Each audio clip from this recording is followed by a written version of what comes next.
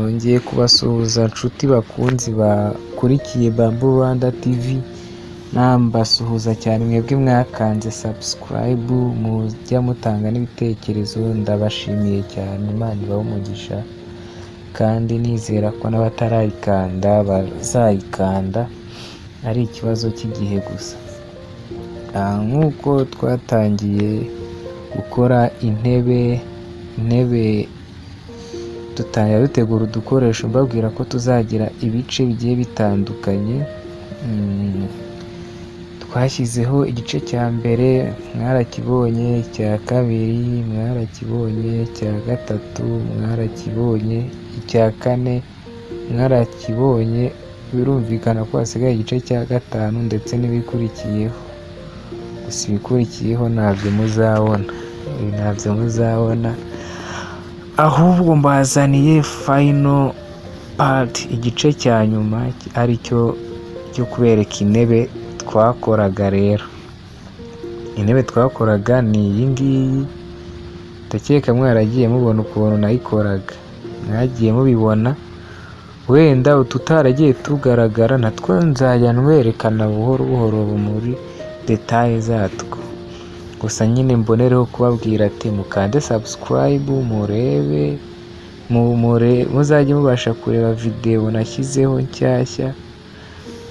Hagati aho iyo ni ya sheze nababwiye ko nzanabereka ahantu ikoreshwa, nzabigisha aho ikoreshwa, nyine nkanabereka aho iteguye. Nababwiye ko nzayitereka iwanjye, gusa umwaku nagize, niba nabyita umwaku nahise mbona umuntu waje ahita azishima arazigura, yaraziguze.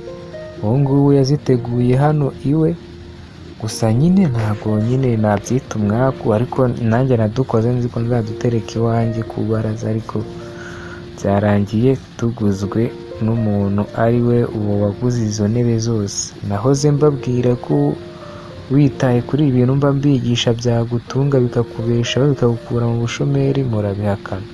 Ikimenyimenyi murabona aho hantu ho hari izo ntebe. Izo ntebe ntabwo wamenya ko ari zimwe dukora mu migano, ariko ni imigano. Urabona ko intebe, ameza y'imigano, gashyiraho n'ikirahure, aba ari ubusirimu, aba ari ruzungu kabisa. Za ntebe nk'uko nabwiraga ko ari eshatu, mwazibonye, izo zinjiye munsi y'ameza. Izi ebyiri ziri muri uru ruhande rw'ibumoso, naho iriya ya ruguru iri ruguru mu mutwe w'ariya meza, murabibona. Ariko ko ari ya migano yacu mpora mbigisha mbabwira ati iyi migano ishobora kugukura ku muhanda, igatuma nawe ukirigita ifaranga, ukihangira umurimo, ukamenya akazi, ukibeshaho, ukabeshaho n'umuryango wawe. Sinkubeshye rero, kuko nawe urabona aho biteretse ntabwo ari hamwe mbereka tuba turimo gukorera. Urabona aho ngaho ni mu rugo rw'umukire. Mu ncamake rero narindi kugira mbereke nyine mu ncamake ukuntu twabikoraga. Ndakeka hano hari mu gice cya gatatu, kano kavido nako mu gice cya gatatu, ndi guteranya nsobeka amaguru kugira nyine akomere. Ni gutya byagenze. Abatarabirebye neza, abatari kubibona neza, cyangwa se abataranabirebye, baze kureba agace ka pariti ya gatatu, barebe neza uko video yose imeze. Hano urabona ni incamake, ntabwo wabibona neza ngo bumve intego yari iri, mbese uko nabigenzaga. Ariko nugenda ukareba video ya pariti ya gatatu, urabibasha kubibona neza. Ndetse nagushishikariza no guhera ku gice cya mbere, ugahera ku gice cya mbere ndi gutegura ibikoresho, nawe ubashe kuba wareba uko iyi ntebe umuntu ayitangira imeze. Noneho uko nagiraga udukoresho, uko natwitagaho, murabibona. Noneho igice cya hano naho ni mu ncamake y'igice cya kangahe, cya kabiri.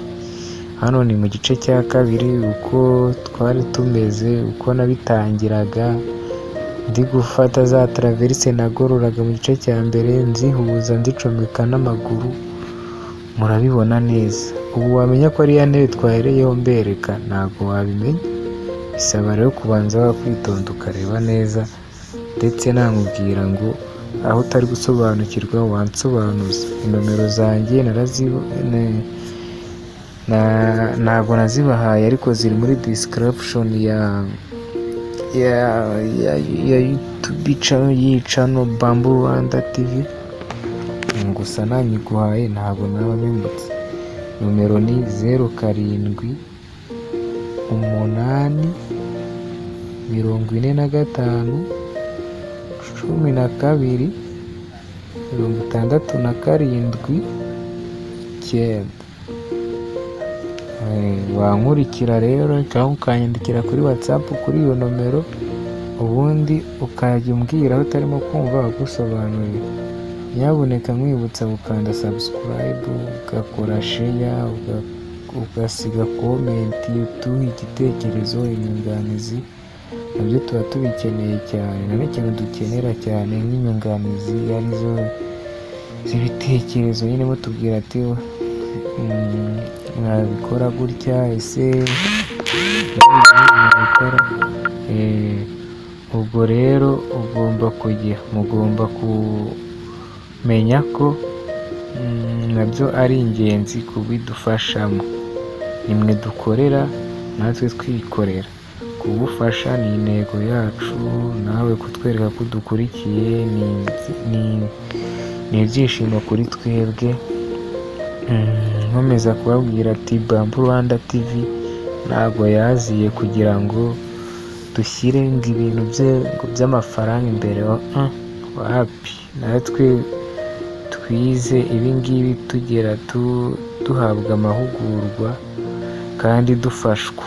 Ubwo rero nibyo mpora mbabwira ati